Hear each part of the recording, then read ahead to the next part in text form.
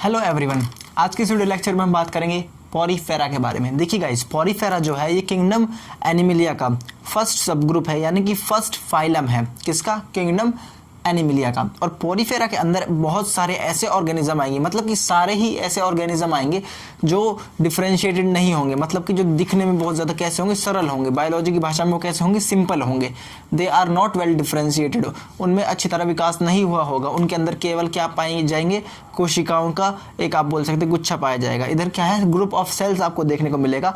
Cellular आप बोल सकते हो, इधर मिलेगा आपको सेलुलर अरेंजमेंट ऑफ ऑर्गेनिज्म। क्या मिलेगा? सेलुलर अरेंजमेंट ऑफ ऑर्गेनिज्म, यानी कि कोशिकाओं का एकजुट होकर एक जीव का फॉर्मेशन करना, एक जीव को बना लेना। मतलब यहाँ पर बहुत सारी कोशिका मिलकर एक जीव का क्या करेंगे? निर्माण करेंगी।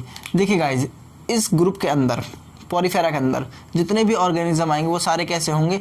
उनके अंदर क्या देखने को मिलेंगे? छेद देखने को मिलेंगे। छेद मतलब पोर्स। नाम से ही क्लियर होना चाहिए, पोरी। देखिए पोर वर्ड यूज क्या होता है? पोर वर्ड यूज होता है, जो ये पोर यूज हो रहा है ये हो रहा है पोर के लिए। पोर मतलब क्या होता है? छेद। ठीक है, मतलब ऐसे ऑर्गेनिज्म जिनकी बॉडी पर, जिनके शरीर पर क्या देखने को मिलेंगे? पोर्स देखने को मिलेंगे। इनकी कुछ प्रॉपर्टीज़ हैं, आपको वो याद होनी चाहिए। इनके कुछ एग्जांपल्स हैं, आपको वो याद होने चाहिए। क्योंकि गाइज देखिए, इस चैप्टर में से आपको मैंने आधा तो कंप्लीट करा दिया है। एंजियोस्पर्म जिम्नोस्पर्म तक हमने वहाँ पर एनिमिलिया किंगडम प्लांटी को कंप्लीट कर लिया था। मतलब हमने तीन, आप बोल सकते हो कि चार किंगडम कंप्लीट कर लिए हैं। लेकिन अभी हमने चैप्टर कितना करा है? आधा ही करा है एक तरह से।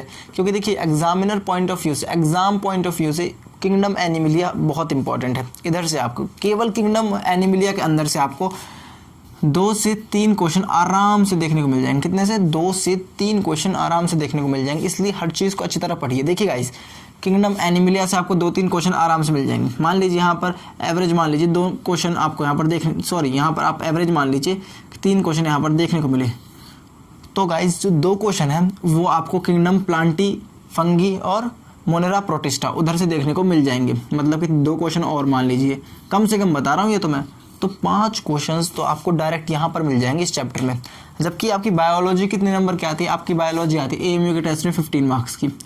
तो गाइस देखिए, 3 और 2 कितना हो गए? 5। एक तरह से ये कितना बना रहा है? 33% जो बायोलॉजी का वेटेज है वो इसी चैप्टर में है। और बहुत सारे बच्चे इसे छोड़ कर जाते हैं। जबकि देखिए गाइस, 5 नंबर कम नहीं होते। 5 नंबर आपका सिलेक्शन करवा भी सकते हैं और आपका सिलेक्शन रोक भी सकते हैं। तो मैं ये कहूँगा कि ये चैप्टर भले ही टफ हो, लेंथी हो, चीज़ें आसानी से समझ ना आए, भले ही रटनी पड़े। देखिए, 1-2 चीज़ तो यहाँ पर ऐसा होता है कि हमें रटना ही पड़ता है। बहुत सारी चीज़ें हमें रटनी पड़ती हैं, इसमें कोई दो राय नहीं है। पाई की वैल्यू जो है 3.14 आपने रटी है, आपने समझी है, वो आपने रटी है गाइस। तो रटना पड़ता है गाइस, याद रखना पड़ता है। एवोगैड्रो नंबर आपने रटा है या समझा है? रटना पड़ता है। तो बहुत सारी चीज़ें हैं जो आपको रटनी पड़ेंगी। रटने का भी एक तरीका होता है। अगर हम उसे एक कॉन्सेप्ट के साथ जोड़ दें तब उसको करें तो आसान होता है। जैसे कि एवोगैड्रो नंबर का आप कॉन्सेप्ट के साथ यूज़ करते हो, जैसे कि आप पाई का एक कॉन्सेप्ट के साथ यूज़ करते हो, तो आपको याद रहता है। तो उसी तरह हम यहाँ पर भी कुछ ऐसा करेंगे कि आपको ये सब चीज़ें याद रहे। और आपको क्या कोशिश करनी है कि आपको सब समझ आए। मतलब आप अपनी तरफ से पूरा एफर्ट डालें, जितना मैं डालूंगा। मेरे से ज़्यादा एफर्ट आपको डालना है। क्योंकि देखिए गाइस, जो यहाँ पर 3 और 2 5 नंबर कम नहीं है। इस चीज़ को मैं आपको बार बार इसलिए बता रहा हूँ क्योंकि ताकि आपके दिमाग में घंटी बजे कि ये इंपॉर्टेंट है, बहुत इंपॉर्टेंट है। बहुत सारे बच्चे इसको इसलिए छोड़ के जाते हैं क्योंकि या तो उन्हें नॉलेज नहीं है कि कहाँ से क्वेश्चन आ रहा है, या उन्हें ये नहीं पता कि इस चैप्टर को याद करना थोड़ा आसान है बाकी चैप्टर्स के मुताबिक। क्योंकि यहाँ पर 4-5 चीज़ों पर मेन फोकस रहता है। एक तो कैरेक्टरिस्टिक हो जाती है, और क्या होता है? एग्जाम्पल्स हो जाते हैं, और 1-2 चीज़ें और फालतू आ जाती हैं। मान लीजिए इनके सेकेंडरी नेम क्या होता है, इनका दूसरा नाम क्या होता है, इस तरह से 1-2 क्वेश्चन आ जाता है। तो क्या है कि आप 5 नंबर अपने सेव करिए। मैं आपसे ये कहता हूँ कि आप इस चैप्टर को अच्छी तरह पढ़िए। जो मैं पढ़ाऊँ आप तुरंत उसे बुक से पढ़िए और क्वेश्चंस लगाना शुरू कर दीजिए। हर चैप्टर के साथ कीजिए, लेकिन इस चैप्टर को आप सीरियस लीजिए। अगर आप इस चैप्टर को सीरियस लेंगे तो आपको अच्छी तरह समझ आएगा और आपके लिए ही फ़ायदे की चीज़ है। चलेगा, इस बातें बहुत हो गई। इंपॉर्टेंट चीज़ जो है इस फाइलम के बारे में, इस सब ग्रुप के बारे में, ये किसका सब ग्रुप है? किंगडम एनिमिलिया का। और गाइस देखिए, पॉरीफेरा जो है, इसकी जो निर्माण है, इसका जो स्ट्रक्चर है, इसकी जो संरचना है वो ज़्यादा जटिल नहीं है। वो कैसी सरल है, वो कॉम्प्लेक्स नहीं है, वो सिंपल है। तो इधर जो ऑर्गेनिज्म देखने को मिलेंगे उनकी कुछ कैरेक्टरिस्टिक है जो यहाँ पर मेंशन है, आपको इसको कॉपी पर लिखना है। तो गाइस देखिए, हम स्टार्ट करते हैं। सबसे पहले ये वो ऑर्गेनिज्म है जिनके बॉडी पर होल्स देखने को मिलते हैं। होल मतलब पोर मतलब छेद। इनकी पूरी बॉडी पर छेद देखने को मिलेंगे। इनका जो ऑर्गेनाइजेशन होगा, लेवल ऑफ ऑर्गेनाइजेशन, मतलब किस तरह से ये संगठित हैं, किस तरह से ये आपस में मिले हुए हैं, किस तरह से ये बने हैं, वो कैसा है? Cellular level. यानी कि यहाँ पर टिश्यू आप बोल सकते हो आज के लिए, लेकिन 11th में जाकर ये चेंज हो जाएगा। आप इसे सेलुलर ऑर्गेनाइजेशन ही याद रखें। उसके बाद ये किस तरह से होते हैं, चल फिर पाते हैं या नहीं। नॉन मोटाइल, देखिए मोटाइल का मतलब होता है कि ये चलने में असक्षम है। नॉन मतलब नहीं, मोटाइल मतलब कि चलने में, चल नहीं सकते, चलने में असक्षम हैं। ये कौन, पोरीफेरा के ऑर्गेनिज्म। ये कहाँ पर प्रेजेंट होते हैं, देखिए एक मान लीजिए ये जो ऑर्गेनिज्म है ये कहाँ पर देखने को मिलेगा आपको, सी में देखने को मिलेंगे ज़्यादातर, ठीक है। कहाँ पर, सी में, मतलब समुद्र में देखने को मिलेंगे। तो समुद्र में कहाँ पर प्रेजेंट होंगे, या तो पानी के नीचे प्रेजेंट होंगे। नीचे प्रेजेंट होंगे तो किसी चीज़ के ऊपर ये बैठे हुए होंगे। मान लीजिए ये एक सरफेस है, ये वाला जो नीचे वाला मैंने मोटा सा हाईलाइट किया है, एक सरफेस है और यहाँ पर स्पंजेस बैठे हैं। इनको स्पंजेस भी बोलते हैं, पोरीफेरा के जो ऑर्गेनिज्म इनको स्पंजेस भी बोलते हैं, याद रखिए स्पंजेस। तो गाइज आप यहाँ पर देखिए, यहाँ पर मान लीजिए एक पोरीफेरा बैठा है, पोरीफेरा का कोई ऑर्गेनिज्म बैठा है, तो जो ये स्ट्रक्चर है जहाँ पर ये बैठा है वो कैसा होगा, ठोस होगा। मतलब ये ठोस पदार्थ पर बैठेगा, ठोस पदार्थ पर विराजमान होगा। कौन विराजमान होगा, पोरीफेरा के ऑर्गेनिज्म।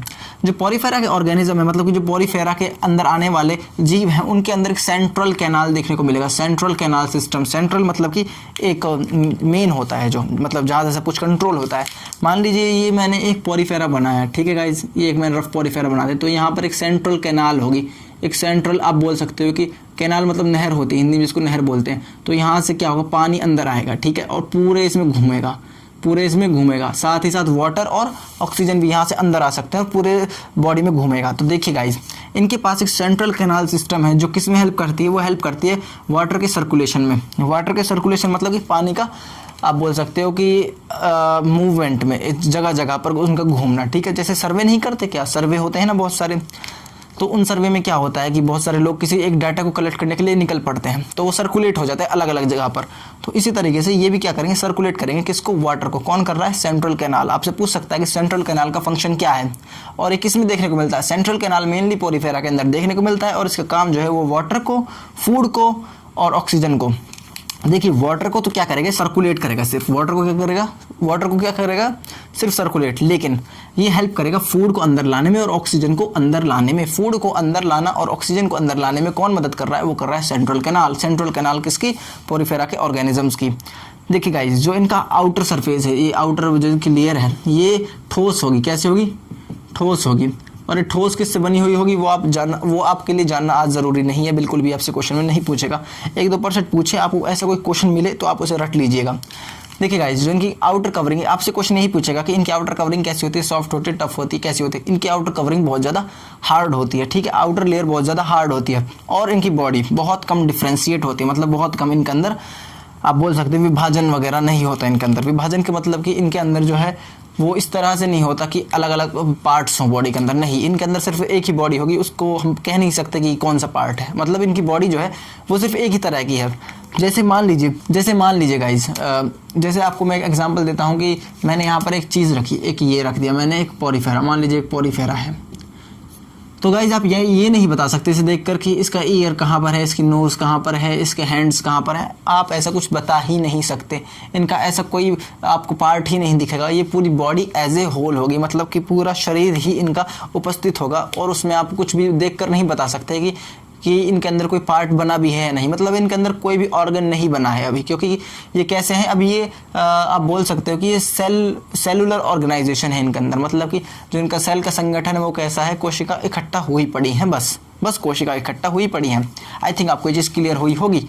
और इसकी जो एग्जाम्पल है वो मोस्ट इंपॉर्टेंट, इसका जो नंबर 1 एग्जाम्पल है वो है यूप्लेक्टीलिया। क्या है, यूप्लेक्टीलिया, बोलिए मेरे साथ, यूप्लेक्टीलिया। उसके बाद साइकॉन, उसके बाद स्पंजिला, बोलिए स्पंजिला। इनको स्पंजेस भी बोलते हैं, कॉमनली इनको क्या बोलते हैं, स्पंजेस इनको क्यों बोलते हैं। देखिए गाइस, इनकी पूरी बॉडी पर छेद होते हैं, और आपने अगर स्पंज देखा हो येलो सा, जो येलो कलर का होता है, उसके अंदर क्या होता है, इस येलो कलर का भी हो सकता है, ग्रीन का भी हो सकता है, जैसा भी। स्पंज क्या करता है, वाटर को एब्जॉर्ब कर लेता है।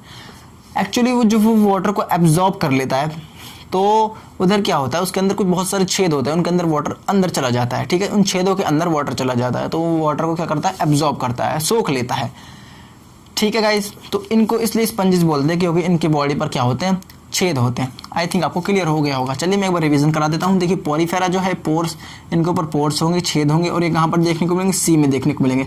और सी में किस तरह के पानी में देखने को मिलेंगे, खारे पानी में, मैराइन वाटर में। कहाँ पर, मैराइन वाटर में। और जिनके ऑर्गेनिज्म है वो कैसे हैं, उनके पास क्या है, होल्स है, पूरी बॉडी पर छेद, मैंने कई बार आपको बता दिया। और इनका जो ऑर्गेनाइजेशन है, मतलब किस तरह से सेल का संगठन है, वो है सेलुलर लेवल पर, मतलब सिर्फ सेल ही प्रेजेंट है। कोई टिश्यू आप बोल सकते हो कि टिश्यू भी बना है, लेकिन देखिए गाइस 11th क्लास में ये चीज़ जाकर चेंज हो जाएगी, सिर्फ सेलुलर ऑर्गेनाइजेशन तक ही रहेगी। 9th क्लास में आपको टिश्यू का बता रखा है, तो अगर आपसे क्वेश्चन में पूछे तो उसमें ऑप्शन देगा, उसमें एक तो देगा कि इनका ऑर्गेनाइजेशन कैसा होता है, तो उसमें आपसे पूछेगा कि सेलुलर होता है, टिश्यू लेवल पर होता है, तो आप टिश्यू पर भी कर सकते हैं, ठीक है गाइस, टिश्यू पर आप करेंगे। सेलुलर अगर टिश्यू वाला नहीं दिया हुआ तब आपको सेलुलर ऑर्गेनाइजेशन ही देखने को मिलेगा, यानी कि सेलुलर ऑर्गेनाइजेशन वाले क्वेश्चन आंसर पर ही टिक लगाना है। उसके बाद ये नॉन मोटाइल होते हैं, चल फिर नहीं सकते, और किधर अटैच होते हैं, एक स्टफ जगह पर, एक सॉलिड सरफेस पर जाकर ये अटके हुए होते हैं, मतलब वहाँ पर ये बैठे हुए होते हैं, आप ऐसा बोल सकते हैं, ये वहाँ पर ये अटैच होते हैं, चिपके हुए होते हैं। और ये क्या होते हैं, सेंट्रल कैनाल इनके अंदर देखने को मिलती है। सेंट्रल कैनाल जो है इनकी खास प्रॉपर्टी है। सेंट्रल कैनाल का फंक्शन क्या है, इस फंक्शन है वाटर को सर्कुलेट करना पूरी बॉडी में, और फूड और ऑक्सीजन को अंदर लाना बॉडी के, ठीक है, इनकी बॉडी के अंदर। और क्या होता है, they are covered with hard layer. Hard layer मतलब एक टफ लेयर, एक टफ परत, एक कड़क, एक टफ परत से क्या होंगे, कवर होंगे, एक ठोस परत से क्या होंगे, ढके हुए होंगे। और इसको कभी कभी स्केलेटन भी बोल देते हैं इसको, क्या, एक ढांचा जैसा, ठीक है गाइज। उसके बाद इनकी बॉडी जो है मैंने बता दिया डिफरेंशिएटेड है नहीं, क्योंकि इनके अंदर क्या देखने को मिल रहा है, सेलुलर लेवल ऑफ ऑर्गेनाइजेशन। तो सेल के अंदर बहुत सारे जब सेल अरेंज हो जाते हैं तो उधर कोई ऐसा नहीं कि बहुत सारे पार्ट्स बन जाएंगे, ऑर्गन बन जाएगा, नहीं, वहाँ पर सिर्फ टिश्यू देखने को मिलेगा गाइज। और इसके एग्जाम्पल क्या है, यूप्लेक्टीलिया, साइकॉन एंड स्पंजिला। दोबारा बोलिए, यूप्लेक्टीलिया, यूप्लेक्टीलिया, मेरे साथ बोलिए, यूप्लेक्टीलिया। उसके बाद बोलिए साइकॉन एंड स्पंजिला। आई थिंक इसको बोलने में तो कोई दिक्कत नहीं है, स्पंजिला। आई थिंक आपको ये सब समझ आ गया होगा, क्लियर हुआ होगा गाइज। इस चीज़ को अच्छी तरह पढ़ लीजिए, ध्यान से पढ़ लीजिए, अच्छी तरह रट लीजिए, क्योंकि इधर से क्वेश्चन भी पूछ सकता है। और इस चैप्टर में मैंने आपको कई बार बता दिया कि 5 क्वेश्चन तो बेटा मस्ट है, 5 क्वेश्चन आपको मिल सकते हैं, चांसेस बहुत ज़्यादा हैं, क्योंकि ये चैप्टर फेवरेट है। एग्जामिनर को पता है कि बच्चे इस चैप्टर से नहीं पढ़ेंगे, तो कंपटीशन को इंक्रीज करने के लिए ऐसा चैप्टर चूज़ किया गया है जो कि बच्चे चूज़ नहीं करते, मतलब बच्चे इसको इग्नोर करते हैं। तो आप इसे इग्नोर ना करें, इंटेलिजेंट बने, अच्छी चॉइस लें, अच्छा डिसीजन लेते हुए इस चीज़ को रट लें, पढ़ लें, समझ लें, जैसा आपको ठीक लगे वैसा कर लें। मेरी मानना तो यह है कि आप इसको यहाँ से समझें, इसके नोट्स बनाएं, अपनी कॉपी में नोट्स बनाएं, प्रॉपर नोट्स आप बनाएंगे, उसके बाद आप इसके क्वेश्चन सॉल्व कर लें। और कोई चीज़ आपको ऊपर की लगे, समझ ना आए, वो मुझसे पूछ लीजिएगा। चलिए गाइस, आज के लिए इतना ही बहुत है। इसके बाद हम पढ़ेंगे एक सेकंड, इसका जो सब ग्रुप है, सेकंड जो फाइलम है वो है सिलेंट्रेटा। क्या है, सिलेंट्रेटा, उसको हम पढ़ेंगे गाइस, उसको थोड़ा ऐसे ही पढ़ेंगे जैसे इसको पढ़ा है। आई थिंक आपको समझ आ गया होगा। चलिए गाइस, तब तक के लिए आप अपना ध्यान रखिए, हो सके तो मास्क का यूज़ करिए और सैनिटाइज़र का भी प्रॉपर यूज़ करते रहिए। Take care, bye.